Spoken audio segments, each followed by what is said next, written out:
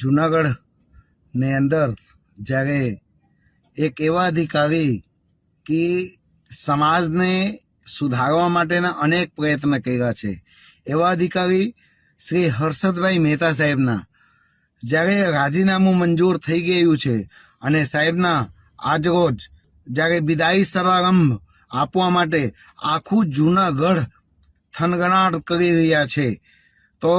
સાહેબની કામગીરી એટલી બધી સારી હતી કે સાહેબે નાનામાં નાના માણસ અને મોટામાં મોટા માણસ સુધી તક પહોંચ્યા છે અને સાહેબ સમાજ માટે ઘણું બધું કર્યું છે. જે અમારા દેશના ભવિષ્ય છે, યુવાનોને વ્યસન મુક્ત કરવા માટેના અનેક કાર્યક્રમો સાહેબે કર્યા છે. જેવી રીતે કે ડ્રગ્સ માટે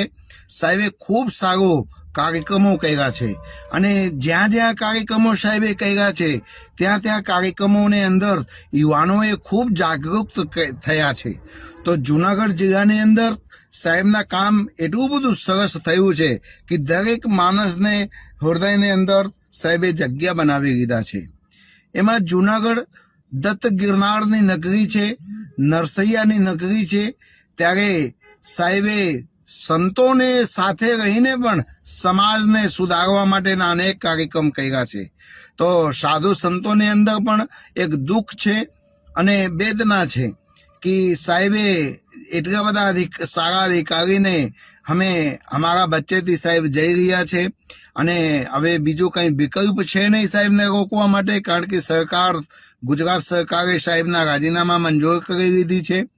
અને 7/1/2025 રોજ સાંજે જ્યારે સાહેબને આખું જુનાગઢના યુવાનો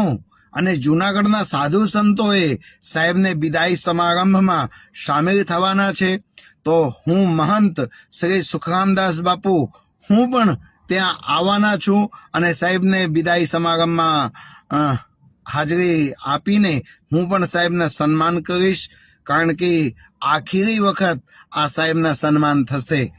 એટલે જુનાગઢના તમામ નગરજનોને, નાગરિકોને કરબદ્ધ હાથ જોડીને પ્રાર્થના કરું છું કે જ્યારે આવા એટલા બધા સારા અધિકારી આપણા વચ્ચેથી જતા હોય ત્યારે તમે સાહેબને હવે બીજું શું આપી શકશો, પણ સાહેબને એક સન્માન આપણે સાહેબને કામ જે કર્યા છે કામના સન્માન આપણે વિદાય આપીને કરી. જય શ્રી રામ, જય હિન્દ, જય ભારત, જય ગિરનારી.